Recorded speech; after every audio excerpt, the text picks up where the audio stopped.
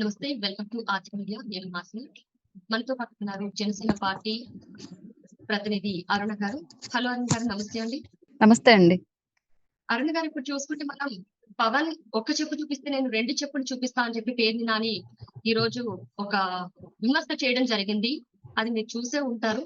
So ఆయన అలా చేయడానికి గల కారణాలు ఏంటి? అసలు రాజకీయంలో ఏం జరుగుతుందంటారు? అంటే వీక్షకులందరికి నమస్కారం అండి. రాజకీయం ఎలా తయారైందంటే స్వార్థపూరితంగా తయారైంది అనడానికి పేర్ని నాని గారు ఒక ఉదాహరణ. ఆయన్ని రాష్ట్ర ప్రజలు కూడా అందరూ పేర్ని నాని అని కాకుండా జగన్ పాలేరు నాని అని పిలుస్తున్న అంశాన్ని అయితే మనం అందరం గుర్తు చేసుకోవాలి ఈ సందర్భంగా. ఇప్పుడు పవన్ కళ్యాణ్ గారు ఒక చెప్పు చూపించారని చెప్పేసి ఈయన 2 చెప్పులు చూపిస్తున్నారు. మరి పవన్ కళ్యాణ్ గారు రైతులకు ఒక 30 కోట్లు దానం చేశారండి. ఈడందులో 3 కోట్లను దానం చేస్తారా ఈయన? దానికి సిద్ధమేనా మరి? అంటే అన్ని వంతులు పెట్టుకోవాలి కదండి.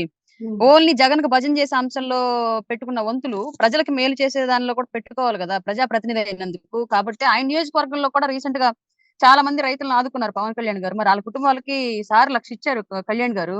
ఈయన ఒక 5 లక్షలు ఇస్తాడేమో ఘనంగా. ఒకసారి కనుక్కోమని చెప్పండి, మేము కూడా దాన్ని స్వాగతిస్తాం.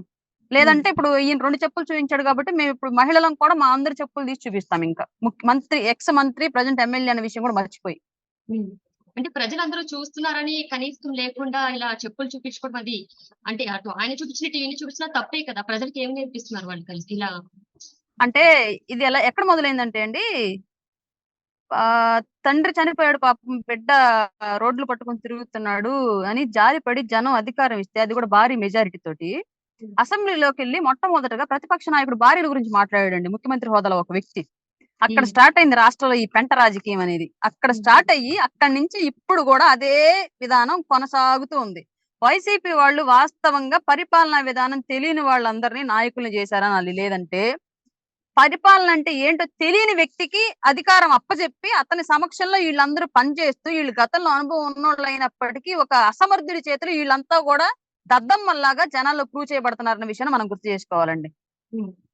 ఇప్పుడు రోజులు సంవత్సరాల తరబడి ఒక వ్యక్తిగత జీవితం గురించి టార్గెట్ చేస్తా ఉంటే ఆయన కాబట్టి చెప్పు చూపించాడండి. మేమైతే ఆంతం చెప్తూ కొడతాం వెళ్ళి పోలీసులు కేసుల తర్వాత అయితే సినిమా డైలాగులు చెప్తున్నాడు, సినిమాలో ఆఫర్లు లేక బయటకు వచ్చి డైలాగ్స్ చెప్తున్నాడు అంటున్నారు పేరు నాని.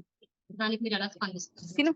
సినిమా డైలాగులు అంటే ఎలా ఉంటాయంటే, అన్నా నేను వచ్చిన వారంలో తీసి పడేస్తానన్న సిపిఎస్ అని చెప్పేసి యాక్టింగ్ చేసి మరి చెప్పి తర్వాత మళ్ళీ అవగాహన లేక చెప్పాము అని చెప్పాడండి. సజ్జల గారితో చెప్పించాడు. అది సినిమా డైలాగ్.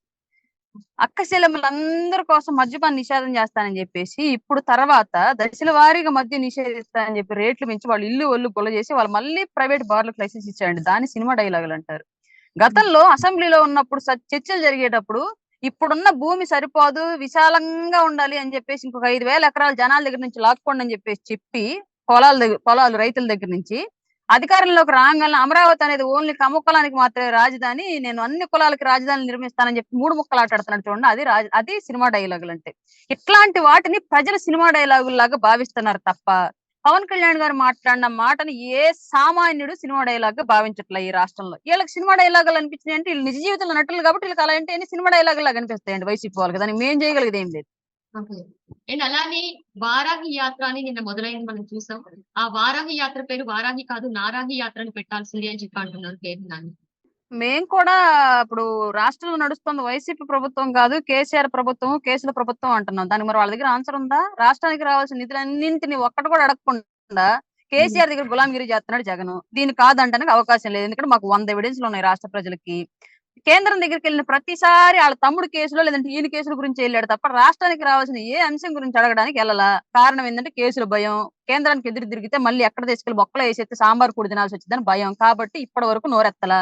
మేము అందుకే ఆంధ్రప్రదేశ్ లో ఉన్న వైసీపీ ప్రభుత్వాన్ని కేసీఆర్ ప్రభుత్వం, కేసుల ప్రభుత్వం అంటున్నాం. కాదంటే మా దగ్గర ఎవిడెన్సెస్ ఉన్నాయి, రమ్మని చెప్పండి. మాది నారాహియో వారాహియో వాళ్ళ దగ్గర ఎవిడెన్స్ ఉంటే తీసుకురమ్మని చెప్పండి. ఇప్పుడు జనసేన పార్టీ అనగానే ప్రజలందరూ కూడా పవన్ కళ్యాణ్ గెలుస్తాడు, పవన్ కళ్యాణ్ ముఖ్యమంత్రి అవుతాడని చెప్పి చాలా మంది వస్తున్నారు.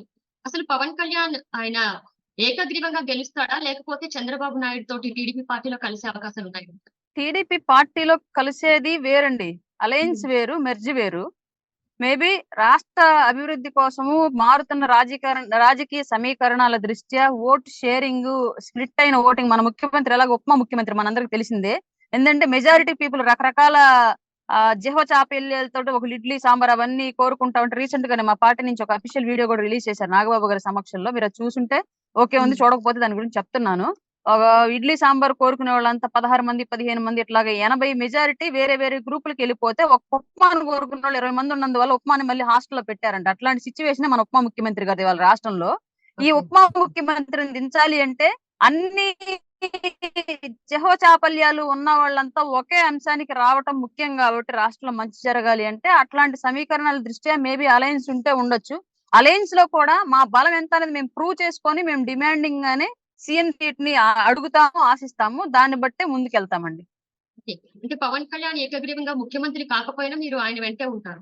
100% అండి. మా మా ఇవాళ జనసేనలో ఉన్న ఓటరు, కార్యకర్త, నాయకులు ఎవ్వరు గెలుపు ఓటములతో సంబంధం లేకుండా పవన్ కళ్యాణ్ గారు అనే వ్యక్తి, జనసేన అనే పార్టీ ఉన్నన్ని రోజులు ఆయనతో ఉండేవాళ్లే. ఎవ్వరు గోడ మీద పిల్లుల్లాగా, లేదంటే వైసీపీలోకి దూకిన నాయకుల్లాగా, లేదంటే తర్వాత రేపు టీడీపీలోకి దూకపోయే నాయకుల్లాగా ఉన్నోళ్ళు ఎవరు జనసేనలో లేరు. అండ్ ఇప్పుడు చంద్రబాబు నాయుడు ఆయన గారి కింద ఆశయాల వెంటే పవన్ మా కళ్యాణ్ అడుగులు. గారు పనిచేస్తున్నారా? లేకపోతే ఇద్దరు కలిసి పనిచేస్తున్నారంటారా? పవన్ కళ్యాణ్ గారిని కింద పెట్టుకొని పని చేయించేంత పోటుగాడు ఎవడు రాష్ట్ర రాజకీయాలు ప్రస్తుతానికి లేరండి. ఎందుకంటే ఆయన కొత్త తరం నాయకత్వాన్ని సృష్టించడానికి స్వయం శక్తితో అంటే కృషి చేస్తున్న చంద్రబాబు వ్యక్తి నాయుడు పవన్ చొక్కా కళ్యాణ్ గారు. పట్టుకుని అడిగే అంత హక్కు పవన్ కళ్యాణ్ ఉందా అని చెప్పి చాలా మంది ప్రశ్నిస్తున్నారు. చంద్రబాబు నీడ కిందే పవన్ కళ్యాణ్ నడుస్తున్నాడు అంటున్నారు. 2018లో అనేవాళ్ళంతా వైసీపీ నాయకులు తప్ప సామాన్యులు ఎవరు అడగరండి. ఎందుకంటే పవన్ కళ్యాణ్ గారి కెపాసిటీ, క్యాపబిలిటీ ఏంటనేది రాష్ట్ర ప్రజలకి, కేంద్ర నాయకత్వానికి కూడా తెలుసు. కేంద్ర నాయకత్వానికి కూడా తెలుసు కాబట్టి పవన్ కళ్యాణ్ గారు వెళ్ళిన ప్రతిసారి ఆయనతో మర్యాద పూర్వకంగానే వ్యవహరించి వ్యక్తులైనా కేవలం వైసీపీ నాయకులు మాత్రమే అధికార మదంతో వివిధ రకాల భాషలు మాట్లాడుతున్నారు తప్ప ఆయన్ని చొక్కా పట్టుకుని ప్రశ్నిస్తాడా లేదా అంటే అందరికి 2018లో అందరూ చూశారు. 2018లో అలయన్స్ లో ఉన్నా కూడా 18లో అప్పటి ప్రభుత్వం చేస్తున్న ఇబ్బందులు, రాష్ట్రానికి ఇచ్చిన హామీలను ఏ విధంగా విస్మరించింది అన్న విషయాన్ని క్లియర్ గా అడిగిన వ్యక్తి పవన్ కళ్యాణ్ గారు. ఇవాళ కూడా అధికారంలోకి వచ్చి రాగానే జగన్మోహన్ రెడ్డి గారిని ఎక్కడ పవన్ కళ్యాణ్ గారు విమర్శించాల. 1 ఇయర్ 1.5 ఇయర్ సైలెంట్ గా చూస్తానే ఉన్నారు. ఇంకా సెట్ అవుతుంది పాలన, ఇంకా మారుతుంది, ఇంకా ఇతను మారుతాడని చెప్పేసి. ఇంకా అసలు అతని అరాచకాలు, అసమర్థత రాష్ట్రంలో పేటరేగిపోతున్న కొద్దీ పవన్ కళ్యాణ్ గారు బయటకు వచ్చి ఈ ప్రభుత్వాన్ని గద్దెదించాలనే ఉద్దేశంతో మాట్లాడడం మొదలు పెట్టారు. స్టార్టింగ్ లో వాళ్ళకి స్పేస్ ఇచ్చారు, మీరు పరిపాలన చెయ్యండి సవ్యంగా, మేము మీకు సపోర్ట్ చేస్తామని. అట్లాంటి వ్యక్తి పవన్ కళ్యాణ్ గారు. ఎవరైతేమి ఆయన నిస్వార్థపరుడు, నిష్కలంకుడు, ఎవరినైనా క్వశ్చన్ చేస్తారు. అవసరం అయితే కేంద్రాన్ని కూడా ఎదురు తిరుగుతారు. అధికారం ఇవ్వమని చెప్పండి ఆంధ్రప్రదేశ్ లో పవన్ కళ్యాణ్ గారికి, రాష్ట్రానికి రావాల్సిన నిధులు ఏ విధంగా రావు కేంద్రం. జనసేన పార్టీకి సీట్లు ఎందుకు రాలేదు? ఏళ్ల తరబడి రాజకీయాన్ని డబ్బుకి, మద్యానికి, కులానికి అలవాటు చేసింది ఈ రాజకీయ వ్యవస్థ. ఇప్పుడు ఒక్కసారిగా నిజాయితీగా ఒక వ్యక్తి వచ్చి నిలబడితే ప్రజల్లో మార్పు రాంది, జనసేనకు అధికారం రావడం అనేది కొంచెం కష్టతరంగానే ఉంటుంది. కేక్ వాక్ లాగా అయితే ఉండదు. ఎందుకంటే అది పరిస్థితులు, ప్రజలు మారాలి తప్ప నాయకులు కాదు మారాల్సింది ఈ రోజు రాష్ట్రంలో. ఇట్లాంటి సిచ్యువేషన్ లో నేను మందు ఇవ్వను, నువ్వు నాకు ఓటెయ్యి, నేను డబ్బులు ఇవ్వను, నువ్వు నాకు ఓటెయ్యి, నేను కులం కోసం సపోర్ట్ చేయను, నువ్వు నాకు ఓటెయ్యి అంటే మార్పు సామాన్యుల్లో రావాలి. వ్యవస్థ కోసం ఆలోచించే విధానం ప్రతి ఒక్కళ్ళు అలవాటు అవ్వాలి. అప్పుడే జనసేన అధికారంలోకి వస్తది. ఆ విధానాన్ని అలవాటు చేయడం కోసమే పవన్ కళ్యాణ్ గారు ఇంత కష్టపడుతున్నారు. జనసేన పార్టీ కంటే కేఏ పవన్ పార్టీయే చాలా నయం అని చెప్పి చాలా మంది అంటున్నారు. దానికి మీరేమని సమాధానం చెప్తారు? మా ఉద్దేశం కూడా అదేనండి. ముఖ్యమంత్రి గారి క్రూయాలిటీ కన్నా కేఏ పాల్ గారి అమాయకత్వమే చాలా బెటర్ అనిపిస్తుంది రాష్ట్రానికి. ఆయన వల్లే వాళ్ళ రాష్ట్రంలో ఎంతమంది ప్రాణాలు పోతున్నాయో, ఎన్ని జీవితాలు, కుటుంబాలు రోడ్డున పడుతున్నాయో, ఎంతమంది వ్యాపారాలు పోతున్నాయో, ఎంతమంది పొట్ట కొట్టాడో మన అందరికి తెలిసిన విషయం. జగన్మోహన్ రెడ్డి గారు పాపం కేఏ పాల్ గారి వల్ల ఎవరికి నష్టం జరగలేదు. ఇంకా కేఏ పాల్ గారికి జగన్మోహన్ రెడ్డి గారు నాన్నగారు నష్టం చేసి ఆ పరిస్థితి చేశారు అలాగా. కాబట్టి జగన్ గారి కన్నా కూడా మాకు కేఏ పాల్ గారే బెటర్. ఆయన మంచి నాయకుడు, ఎవరికి హాని చేయడు కాబట్టి. అంటే పవన్ కళ్యాణ్ ఏసీ రూమ్ లో కూర్చొని, ఆఫీస్ రూమ్ లో కూర్చొని ఇష్టం వచ్చినట్టు సొల్లి కబుర్లు చెప్తాడు అని చెప్పి పేర్ని నాని విమర్శిస్తున్నారు. మరి అంటే ఈ గాడిదలంతా వచ్చి మరి మా పొలాల్లో గడ్డి పీకుతున్నారు. అసలు అలా అనడానికి గల కారణాలు ఏంటి? ఎందుకు అలా విమర్శించుకోవాల్సి ఒకరినొకరు?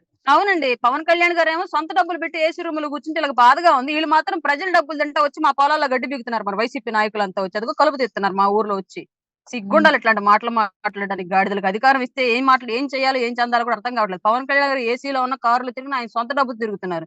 తాడేపల్లి నుంచి మంగళగిరికి హెలికాప్టర్లు తిరుగుతుంది ప్రజల డబ్బుతో ఈ వైసీపీ నాయకులు. మాట్లాడడానికి సిగ్గుండాల. సో పవన్ అడ్డు పెట్టుకుని చంద్రబాబు నాయుడు ఈ కథంతా నడిపిస్తున్నాడు, జనసేన నడిపిస్తున్నాడు అంటున్నాడు. అది నిజమైనా? అంత నడిపే వాళ్ళ గనక అయితే వాళ్ళ కుటుంబ సభ్యుల్ని వాళ్ళు నడుపుకుంటారు కదండి. పవన్ కళ్యాణ్ గారిని నడపడం ఏంటి? వాళ్ళ ఇంట్లో మనుషులు ఉన్నారు కదా, వాళ్ళు నాయకులు కదా, ఎప్పటి నుంచో రాజకీయ తరం అంతా ఉంది వాళ్ళ ఇళ్లలో. వాళ్ళు జాకులు వేసుకుంటారు కదా. పవన్ కళ్యాణ్ గారికి ఎందుకు వేస్తారు?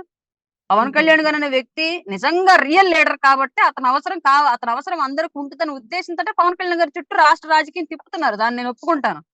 పవన్ కళ్యాణ్ గారు అనే వ్యక్తి నిస్వార్థపరుడు కాబట్టి ఎవరికి కొమ్ము కాయకుండా ఇప్పటికి కూడా ఎదురెత్త ఒంటరి పోరాటం చేస్తానే ఉన్నాడు ఇప్పటికి కూడా రాష్ట్ర ప్రజల కోసం. సో ఆయనకు పవన్ అధికారం కళ్యాణ్ కావాలి అనుకుంటే ఎవరో ఒకరు లాలూచి అవ్వచ్చు కదా. ఎస్